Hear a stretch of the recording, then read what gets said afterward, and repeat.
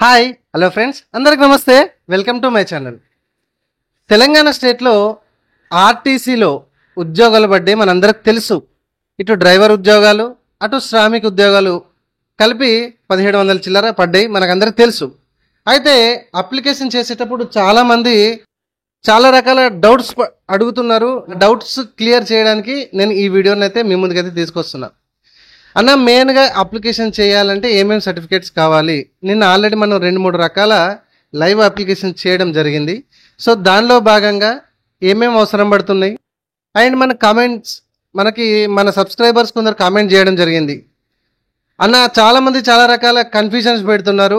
అసలు ఈ ఆర్టీసీకి అప్లికేషన్ చేయాలంటే డ్రైవర్స్కి ఎటువంటి సర్టిఫికేట్స్ కావాలి, శ్రామిక్ ఉద్యోగాలకు అప్లికేషన్ చేయాలంటే ఎటువంటి సర్టిఫికేట్స్ కావాలి అని చాలామంది కన్ఫ్యూజ్ అవుతున్నారు. సో వాళ్ళకి ఈ వీడియో క్లియర్గా అర్థమవుతుంది. వీడియో చూసి మరికొందరికి షేర్ చేయండి. వీడియో నచ్చితే చిన్న లైక్ చేయండి. ఇట్లాంటి మరిన్ని అప్డేట్ వీడియోస్ మీరు రెగ్యులర్గా పొందాలంటే మన ఛానల్ని ఇప్పుడే సబ్స్క్రైబ్ చేసుకోండి. మీరు చూసిన ఈ వీడియో కింద సబ్స్క్రైబ్ బటన్ ఉంటుంది.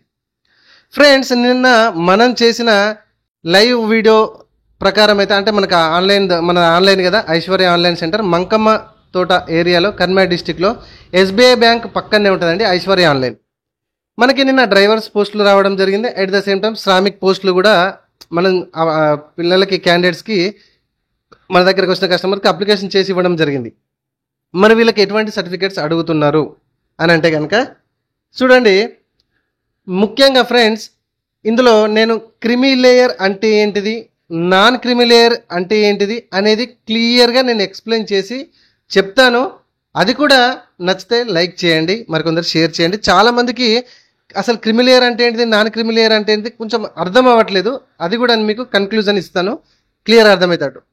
సో ఇప్పుడు మనం ఏమేం కావాలి, మరి ఈ డ్రైవర్ పోస్టులకి ఎటువంటి సర్టిఫికేట్స్ కావాలి, శ్రామిక్ జాబ్స్కి అప్లికేషన్ చేయాలంటే ఎటువంటి సర్టిఫికేట్స్ కావాలి? ఎస్ఎస్సి మెమో, ఓకే, లేదా దానికి ఈక్వల్గా ఉన్న మెమో, అంటే ఓపెన్ ఎస్ఎస్సి చదివిన వాళ్ళు కూడా అప్లికేషన్ చేసుకోవచ్చు అండి. ఇది చాలామంది చాలా రకాలుగా డౌట్స్ ఉన్నాయి. ఈ వీడియో మీకు అర్థమవుతుంది అని అనుకుంటున్నా. ఓకే, రెగ్యులర్గా చదివిన ఎస్ఎస్సి మెమో అయినా పర్లేదండి, అండ్ ఓపెన్ ఎస్ఎస్సి అయినా పర్లేదు. ఇది ఇద్దరికి కావాలి, డ్రైవర్ కావాలి, శ్రామిక్ కావాలి. నెక్స్ట్, 1st క్లాస్ నుంచి 7th క్లాస్ స్టడీ ఇద్దరికి కావాలి, శ్రామిక్కి కావాలి, డ్రైవర్ పోస్ట్కి కావాలి. స్టడీ సర్టిఫికేట్ మనం స్కాన్ చేసి అప్లోడ్ చేయాల్సి ఉంటుంది. అండ్ 1st క్లాస్ ఏ ఇయర్లో, 2nd క్లాస్ ఏ ఇయర్లో, 3rd, 4th, 5th, 6th, 7th ఇట్లా ఏ సంవత్సరంలో చదివారు అనేది కూడా క్లియర్గా మనం అక్కడ మెన్షన్ చేయాలి. At the same time scan చేసి అప్లోడ్ చేయాలి. ఇది గుర్తుపెట్టుకోండి. అన్న, మరి మాకు 1st క్లాస్ 2nd క్లాస్ చదివిన స్టడీ సర్టిఫికేట్ లేదు, 3rd నుంచి ఉన్నాయి, లేదా 1, 2, 3 లేవు, 4, 5, 6, 7 ఉన్నాయి, మరి ఎట్లా అంటే దీనికి కూడా ఒక సొల్యూషన్ ఉంది. మీ దగ్గర ఫర్ ఎగ్జాంపుల్ 3rd క్లాస్ నుంచి స్టడీ సర్టిఫికేట్ ఉంది. 3rd క్లాస్ నుంచి అంటే మీరు చదువుకున్నారు, 1st క్లాస్ 2nd క్లాస్ చదువుకున్నారు, కాకపోతే ప్రజెంట్ ఆ స్కూల్ తీసేయడం జరిగింది. ఆ స్టడీ సర్టిఫికేట్ మీ దగ్గర లేదని అనుకుందాం, అవునా కదా? మరి ఇట్లాంటి సమయంలో 1st క్లాస్ 2nd క్లాస్ ఆ అప్లోడ్ చేసే ఆ సెక్షన్లో మరి ఏం అప్లోడ్ చేయాలి అని అంటే, మీరు ఆ ఎంఆర్ఓ ఆఫీస్కి వెళ్ళండి. ఎంఆర్ఓ ఆఫీస్కి వెళ్ళి అక్కడ మీకు ఈ స్టడీకి సంబంధించి మీకు లోకల్ సర్టిఫికేట్ అని ఒకటి ఉండడం జరుగుతుంది. అందులో మీరు ఎంఆర్ఓ గారికి క్లియర్గా చెప్తే అక్కడ ఒక ఫామ్ ఉంటుంది, జిరాక్స్ సెంటర్లో లేకపోతే ఎంఆర్ఓ ఆఫీస్లో ఇస్తారు. అది తీసుకోండి. 1st క్లాస్ 2nd క్లాస్ మేము చదివాం సార్, కాకపోతే ఆ స్కూల్ ప్రజెంట్ లేదు, ఇప్పుడు ఇట్లా ఉద్యోగాలకి ఆ స్టడీ సర్టిఫికేట్ అవసరం పడిందంటే ఆ లోకల్ సర్టిఫికేట్ అనేది ఒకటి ఇస్తారు. అది నీట్గా ఫిలప్ చేయండి. ఆ 1st క్లాసు ఎక్కడ చదివారు, ఏ స్కూల్లో చదివారు, ఏ పీరియడ్లో చదివారు అనేది క్లియర్గా రాయండి. And at the same time దాంతోపాటుగా దానికంటే తర్వాత ఉన్న స్టడీ సర్టిఫికేట్లు కూడా మీరు తీసుకెళ్లాల్సి ఉంటుంది. అండ్ ఎస్ఎస్సి మేము కూడా తీసుకెళ్ళి మీరు ఎంఆర్ఓ గారి దగ్గర నుంచి ఆ లోకల్ సర్టిఫికేట్ అనేది తీసుకొచ్చి ఈ 1st క్లాస్ 2nd క్లాస్లో మీరు అప్లోడ్ చేయాల్సి ఉంటుంది. క్లియర్గా అర్థమైంది కదా? అట్లా మీ దగ్గర ఏ స్టడీ సర్టిఫికేట్స్ లేవో వీలైతే స్కూల్కి వెళ్ళి తీసుకొచ్చే ప్రయత్నం చేయండి. లేకపోతే నేను చెప్పినట్టు ఇప్పుడు ఎంఆర్ఓ ఆఫీస్కి వెళ్ళి తీసుకొచ్చుకొని అది పెట్టుకోండి. క్లియర్గా అర్థమైంది కదా? ఇప్పుడు ఇటు డ్రైవర్స్కి, ఇటు శ్రామికి ఇద్దరికి కూడా కావాల్సి ఉంటుంది. అండ్ డ్రైవర్ పోస్టులకు అప్లికేషన్ చేయాలంటే డ్రైవింగ్ లైసెన్స్ కూడా ఉండాలి. అది హెచ్పిఎంవి లేదా హెచ్జివి. హెచ్పిఎంవి అంటే heavy passenger motor vehicle, and HGV అంటే హెవీ గూడ్స్ వెహికల్, ఇవి మీకు తెలుసు. ఇటు ట్రాన్స్పోర్ట్ కానీ, ఇటు హెచ్పిఎంవి కానీ, ఈ రెండు సంబంధించి ఉండాలి. అండ్ ఇది స్కాన్ చేసి అప్లోడ్ చేయాలండి. ఓకేనా? ఒకవేళ మీ దగ్గర ఫోన్లో క్లియర్గా ఫోటో ఉన్నా పర్లేదు, లేకపోతే ఫిజికల్గా ఉంది అంటే స్కాన్ చేసి అప్లోడ్ చేయాలి. ఇది డ్రైవర్కి సంబంధించి. ఓకే. అండ్ శ్రామిక్కి సంబంధించి అప్లికేషన్ చేయాలంటే వాళ్ళు ఐటీఐ లేదా దానికి ఈక్వల్గా చదివిన స్టడీ అయితే మీ దగ్గర ఉండాలి. అది కూడా స్కాన్ చేసి అప్లోడ్ చేయాలి. ఓకేనా? క్లియర్గా అర్థమైంది కదా? అండ్ మీకు ఇంకోటి తెలుసా, ఐటీఐ వీళ్ళు 2-3 ఎక్కువ శ్రామిక్ పోస్టులకు కూడా అప్లికేషన్ చేసుకోవచ్చు. ఫర్ ఎగ్జాంపుల్ మీకు ఐటీఐలో ఎలక్ట్రీషియన్ ఉంది, మళ్ళీ నెక్స్ట్ ఇయర్ మళ్ళీ ఒక ఐటీఐలో మీకు ఫిట్టర్స్ కానీ, లేకపోతే ప్లంబర్ కానీ, ఎలక్ట్రీషియన్ ఇంకా ఏదైనా ఉంది అనుకోండి, అది కూడా మీకు ఆ సర్టిఫికేట్ ఉంటే అప్లికేషన్ చేసుకోండి.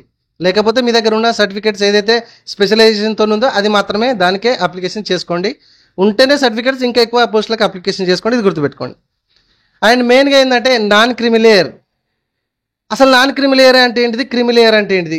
మేము అప్లికేషన్ చేసేటప్పుడు అక్కడ క్రిమిలేయర్ ప్లేస్లో ఎస్ పెట్టాలని నో పెట్టాలని చాలామందికి కన్ఫ్యూజన్ ఉంటుంది. నేను మీకు ఇక్కడ చెప్తాను చూడండి. క్రిమిలేయర్ అంటే మీ ఇంట్లో మీ అమ్మ లేదా నాన్న 8 లక్షల ఆదాయం కంటే సంవత్సరానికి ఎక్కువ ఉంటే వాళ్ళందరూ క్రిమిలేయర్ కిందికి వస్తారు. అర్థమైందా?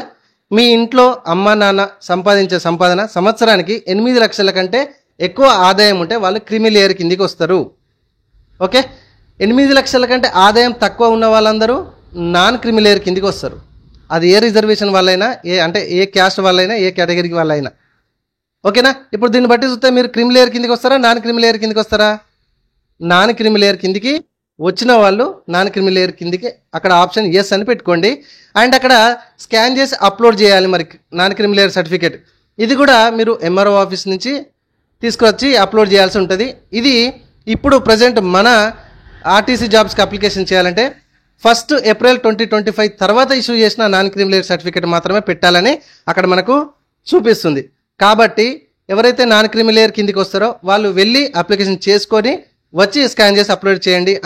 అంతేగాని ఎవరో ఒకరికి మీరు వెళ్తే అన్న ఈ పోస్ట్కి మేము అప్లై చేయాలంటే ఓకే కూర్చోండి అని టక్ అప్లోడ్ చేసి అంటే డీటెయిల్స్ ఎంట్రీ చేసి ఏదో ఒకటి అప్లోడ్ చేస్తే మాత్రం అది వేస్ట్ అవుతుంది. మీరు అప్లై చేసి కూడా జాబ్కి వృధా అయిపోతుంది. కాబట్టి ఈ వీడియోని ప్లీజ్ షేర్ చేయండి. మరికొందరికి వీడియో నచ్చితే లైక్ చేసి మరికొందరికి షేర్ చేయడం మాత్రం మర్చిపోకండి. ఆ తర్వాత క్యాస్ట్ సర్టిఫికేట్ ఖచ్చితంగా మనం స్కాన్ చేసి అప్లోడ్ చేయాలి. అన్న మరి ఇప్పుడు ఎస్సీ కేటగిరీ వాళ్ళు గ్రూప్ 1, గ్రూప్ 2, గ్రూప్ 3 ఇట్లా సపరేట్గా కొత్త రూల్ ప్రకారం వచ్చింది కదా, మరి అది ఇప్పుడే వెంటనే తీసుకొచ్చుకోవాలంటే ఎట్లా అంటే దానికి కూడా సొల్యూషన్ ఉంది. ప్రజెంట్ మీ దగ్గర ఉన్న క్యాస్ట్ సర్టిఫికేట్ అప్లోడ్ చేయండి, ఎటువంటి నష్టం లేదు.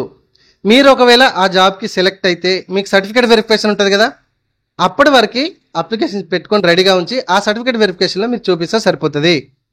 ఈ విషయంలో కూడా చాలామంది చాలా రకాలుగా డౌట్స్ ఉన్నాయని కన్ఫ్యూజ్ అవుతున్నారు. ఎటువంటి కన్ఫ్యూజ్ పడకండి. మీ దగ్గర ఉన్న ప్రస్తుతం క్యాస్ట్ ఏ కేటగిరీ వాళ్ళైనా కూడా పెట్టండి. అది తెలంగాణ వచ్చిన తర్వాత ఉన్న క్యాస్ట్ అయినా పర్లేదు. క్లియర్? రైట్. తర్వాత ఆధార్ కార్డ్ నెంబర్ ఉండాలి. సో అప్లోడ్ చేయమని అయితే ఏం అడగట్లేదు, అక్కడ జస్ట్ నెంబర్ అడుగుతుంది. ఆ నెంబర్ మీరు ఎంట్రీ చేస్తే సరిపోతుంది. ఇది అందరి దగ్గర ఉంటుంది. ఇది ఇద్దరికి కావాలి. Okay. And photo and signature last. Photo కిందనే సిగ్నేచర్ కలిపి ఉండాలండి. ఫోటో సిగ్నేచర్ కలిపి ఉండాలి.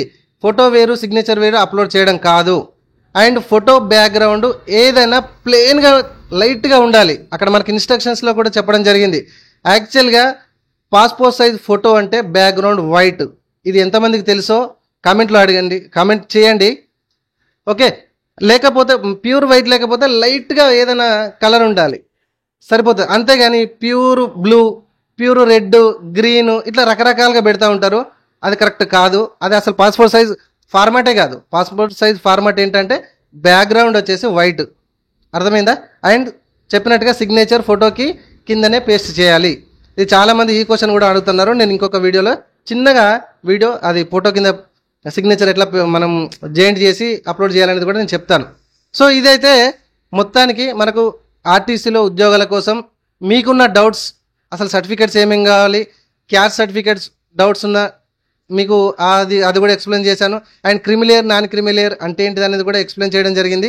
ఇవి మొత్తానికైతే మనకు ఆర్టీసీలో జాబ్స్కి అప్లికేషన్ చేయాలంటే శ్రామిక్కి డ్రైవర్కి కావాల్సిన సర్టిఫికేట్స్.